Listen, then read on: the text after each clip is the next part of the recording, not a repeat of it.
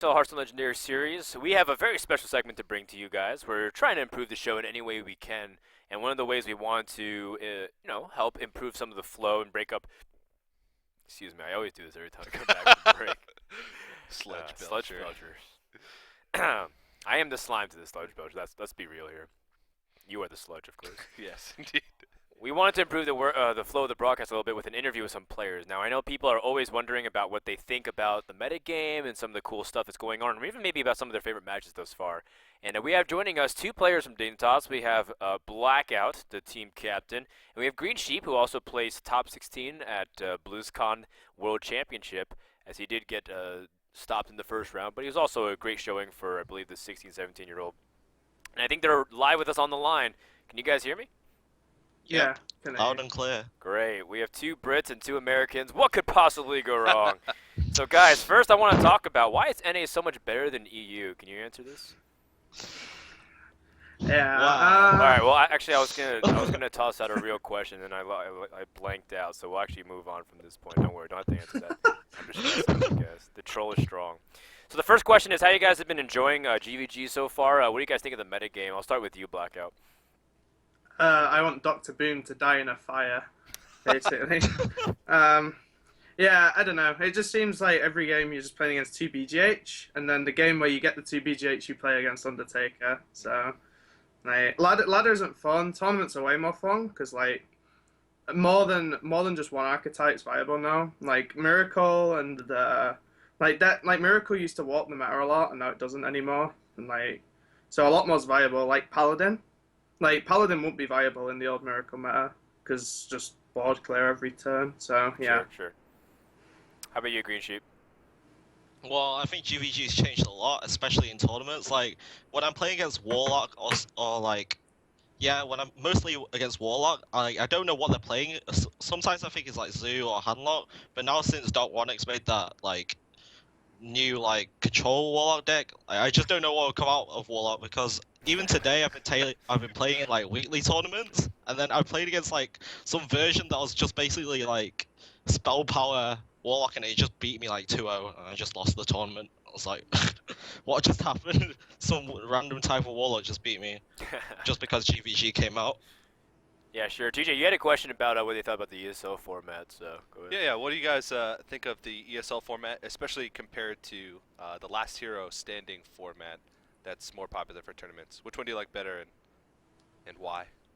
You won't hurt our feelings. It's okay. Yeah. Give us hit us hard Be with honest. this one. I like Last Hero Standing more because I've played it more. I haven't played the ESL format enough, but it feels like, I don't know, I think the format has potential. Like, a one-deck format has potential, especially without obviously this isn't one deck, but sideboarding, I don't agree with sideboarding in this game. Because, like, you look at cards like BGH and they change matchups by, like, 10-15%. Like, whether Druid has BGH on turn 4 for a Giant against Handlock is, like, the game, pretty much, right? If they play it. So, but it means that you can run, like, more unpredictable stuff. Like, in ESL, everyone's playing, like, Combo Lock and Fatigue Mage and stuff like that. And if you looked at stuff like Last Hero Stand, you would never see it because, like, someone would snap pick Druid or Hunter into it. So it gives you the potential to like bring these sort of surprise decks that you wouldn't in the normal BAM format, which is pretty cool. It's true.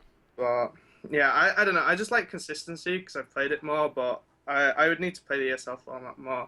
That's just my 2 cents anyway. Yeah. Greacher, do you have any thoughts, or did he echo exactly what you're thinking? As Blackout said, I kind of like Last Hero Standing more because I played it more. But in ESL format, like there's a possibility that like you won't get like 3-0'd all the time because someone just plays like one super strong deck that you have like no counter for. Like it somehow beats your counter, and then like you somehow just 3-0 it. 3-0 in like Last Hero Standing, but in the ESL format it's like less likely for that to happen. I think it's better for like the audience because you don't just see like a really quick game where like just Hunter wins all the time, but like some other different deck starts to win more, which I think is better for like the tournament scene. But personally, I like Last Hero Standing more. But yeah, sure. I mean, I it's do great. like both versions. You have to win with 3 different classes effectively, so you're not just like a one-trick pony. If It's more ladder-like. right. Well, Yeah. that was what we were trying. And to a lot of tournament players don't like ladder, so get. it's fair enough. Fair enough, guys. Well, Yeah.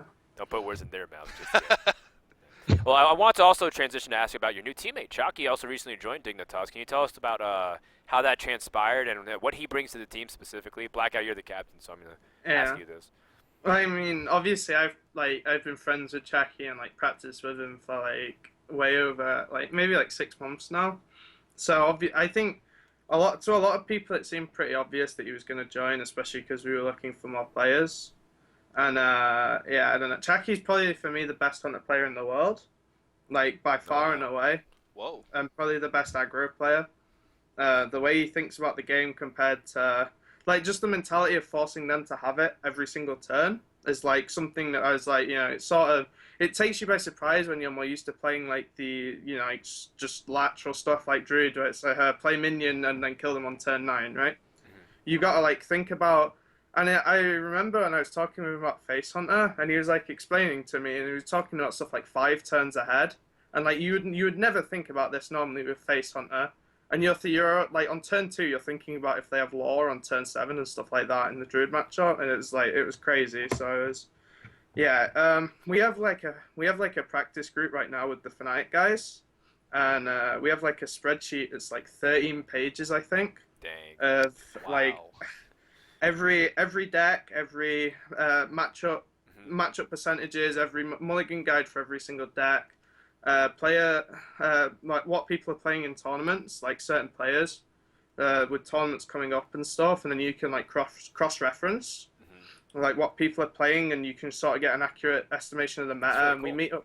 we meet up about 3 times a week. It's really useful. Yeah. It would also probably sell pretty well too on the black market of Hearthstone, just in case. Yeah. You know? Maybe It's a you're on backup your way plan. out of the organization. Contingency. Well, so. There you go. Yeah. Well, thank you for sharing so much insight. We don't want to take too much of your guys' time. The last question is, I've seen that you guys are trying to think about streaming a little bit more often. Are you guys, like Dignitas, going to start streaming more like within the community? Because it'd be cool to see other pros. And how's your setup with everything there? Yeah. I use my Alienware for streaming because my PC is actually worse than this. My PC's really janky and really old. This is like 5 times faster. My PC takes like 10 minutes to open Skype, basically. Yeah. My schedule's really like messed up with school. I imagine James's is the same because I'm like just finishing. I've got like my finals coming up basically, and then I'm taking a year out. So I'll probably be like. With about June, July, I'll probably be like streaming every day and stuff, but until then, I can't see it. Well, I'm looking forward to seeing that. How about you, Green Sheep? How's your streaming setup? I tried streaming like a few months back, but then like my internet just suddenly got worse for some reason, and I'm running at 0.3 megabyte of upload, which is like impossible to stream under. Yeah. That's typical UK internet, but same as Blackouts, like. I do have school still, and I'll be in school next year as well. But I might take a year out the year after. But if I manage to like get better internet, then I definitely stream like every day more often. All right. But unfortunately, it's not available yet. Well, I guess the internet's limited, but not technology. It looks like you guys are able to at least compete still, and still hopefully join us for season 2, at least of ESL. Do you guys have any last words, comments, shouts before we let you guys go? Yeah, shout out to Dignitas, shout out to all of our sponsors, teammates, and yeah, shout out to Salt Boys. I know you're all watching, and Charles at ESL. And yeah, that's it. Cool. You just say that. Oh yeah, my shout outs are basically the same. Shout outs to Team Dignitas, shout outs to WD Vendito, and shout outs to Chucky, Blackout, and any other teammates we may have in the future. Oh, all right. Well, a little teaser to end things up. Thank you so much, guys, and hopefully we'll see you guys back for season 2. Thanks, guys. Hey. That segment was brought to you guys by Western Digital, one of our sponsors for the event, and hope you guys are enjoying so much of the broadcast. We have our next match queued up and almost ready to go. We have Firebat versus Thijs. We were getting ready for that during the entire time. This one's really cool because we haven't seen Thijs in a while since DreamHack. We've seen him in like Heroes of Cards and a few other tournaments, online tournaments that haven't had like huge significant minions in the large grand scheme of things, because ESL in the end will be a $20,000 LAN. Yeah. If Thijs can qualify for that LAN and beat Firebat, I mean, this is already like a really strong lineup. This could be the finals of DreamHack, and I'd be like, yeah, makes sense. And Thijs is one of those players who actually made a big name for himself by playing in a lot of open tournaments, by competing in those weekly tournaments. That's right. Every Once tournament, upon a time. Yeah, every tournament that he could get a hold of, and Both these guys were. yeah, and Both these guys used to be open players. finally managed to make their breakthrough, and now we see them today as pretty staple names in competitive Hearthstone. So just another way why having open formats every week funnel into bigger things is a good thing for the scene as a whole, I think. Speaking of NA versus EU, I have been hearing some whispers of like, well, maybe some of the European guys, they've been having longer vacations, longer holidays. But for guys like Firebat, I mean, he's been working really hard and still training. He's in the Archon house. When he was in the Archon house, he was boot camping with Hosty in Canada, his teammate. And Archon's been really hard at work trying to still get better and refine and improve and find the best decks. One thing for sure, though, Thijs will probably play more of the safer decks. He'll probably expect Druid. I'm expecting him to play Paladin. Maybe even, like a Handlock as a warrior. Handlock, because he really loves that Warlock class a lot, and Handlock was his favorite deck. But for Firebat, I don't know what he's going to bring. He might bring like an OTK Rogue. He might bring like a really aggressive Mage. He might bring a Control Hunter. I don't know. Like He's not afraid to bring decks to tournaments that are a little bit risky. Yeah. And build them a little bit differently too. Like put in some tech cards that he thinks sort of softens the risk a little bit of bringing a class that not maybe everybody will necessarily be bringing. Definitely. So looking forward to this one. And it's a lot of pros are saying, even some pros from Europe, this is not to spark a big controversy or a debate, but they're saying that North America is a little bit ahead right now. Even with a lot of people agree Taiwan with that. and Primarily North America. Asia's primarily North Americans. Well, that's always the case, but that seems to be the case, at least. From Well, Turtle let's just juice it up a little bit and say that this does have some implication for the top of NA versus top of EU. Firebat ended 2014 as the world champion. Thijs ended 2014 as one of the most consistent DreamHack players, as he did have 2 back-to-back finals appearances, and losing to Kalento is no shame. And, of course, Thijs has a new team to represent, too. That's something we didn't discuss at all.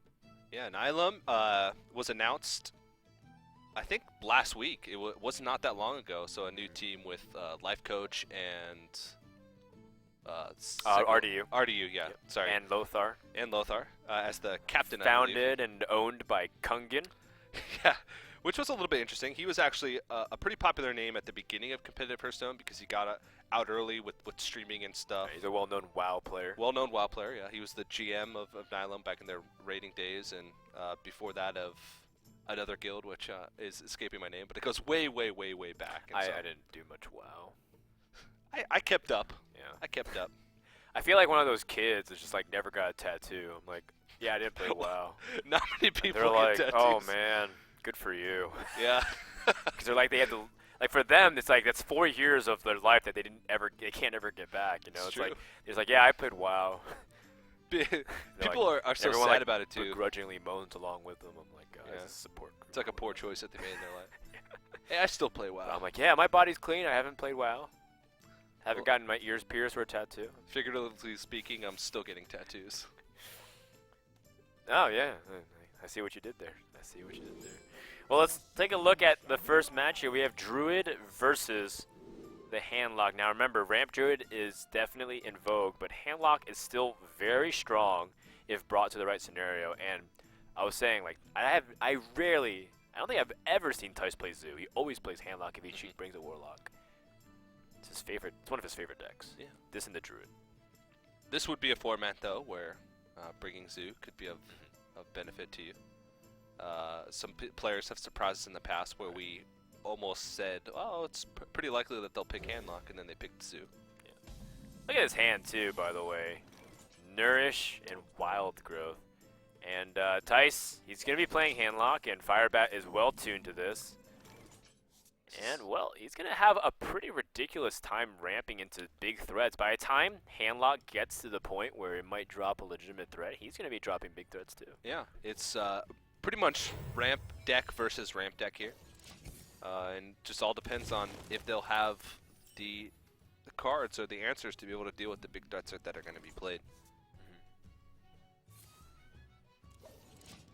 Oh, so he hits the Mountain Giant and the Twilight Drake. Pretty important stuff. Yeah.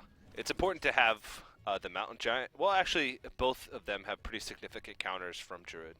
Because you have Keeper of the Grove for Twilight Drake and then BGH, which even some Druids are... well, the greedy Druids are putting into BGH. Right. It fits a mind control tech slot, which could be problematic, though. Yeah. This is what Firebat was planning for when he coined Wild Growth, so he can innervate this Nourish. Hit the Sylvanas on turn 4.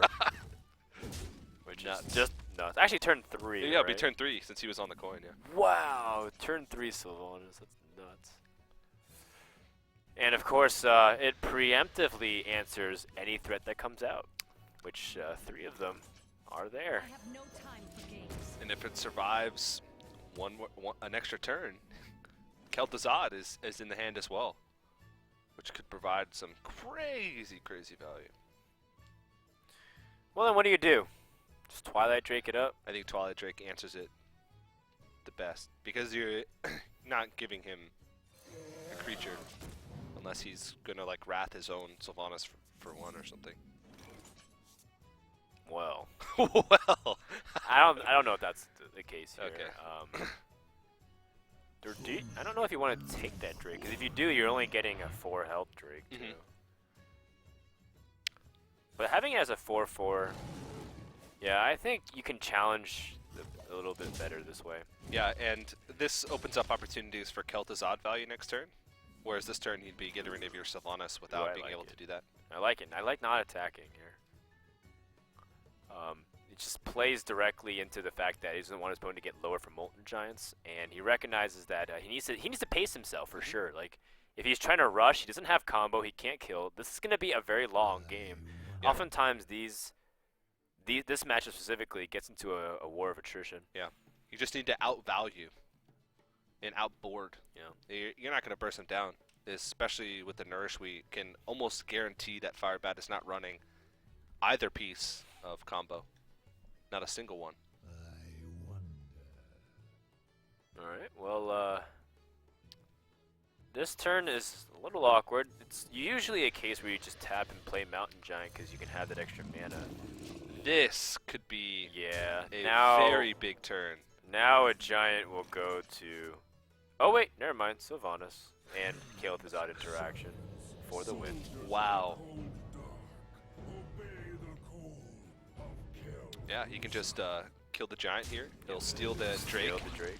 And be left with a Sludge Belcher and a Sylvanas once the turn ends. Yep. So huge. That's crazy. Really tough stuff already. The KT coming into big plays here. He has to kill off it with Siphon Soul, but a lot of damage has been done already. And Firebat also has a silence. So he also has the ability to push through some taunts if he wants to go for a game-ending march right here. Just like start attacking. You have to be really careful because you don't want to get him too close because Yeah. his board would be relatively weak to like a Shadow giant Shadow Flame. And he wants to make sure that when he's killing Thijs, that he's doing it all in a single turn. That he has enough damage on board to be able to kill him. Yeah, he's got 17 damage. He's got 17 damage next turn if he silences past 1 target. So Yeah.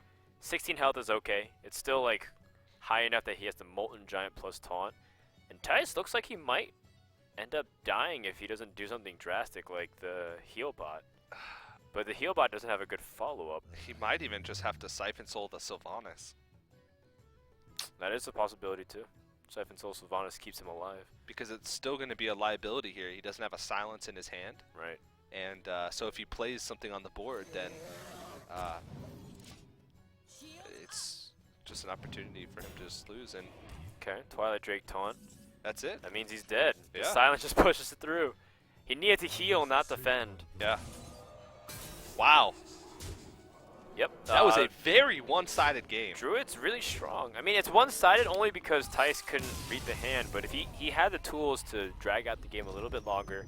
But more specifically, that start from Firebat was absolutely crazy. Sylvanas ended up sticking to the board since turn 3, thanks Pretty to absurd. Kel'Thuzad. Mhm. Did a lot of damage, stole 2 minions, or stole a minion rather, killed another one. Well, what can you really ask for more? killed us out there was just the game-winning move. Well done, and Firebat jumps out to a 1-0 lead. Very quick game, and we expect it to be a long one, but with a start like that, it's Yep. just really hard. And next matchup is going to be Firebat Mage.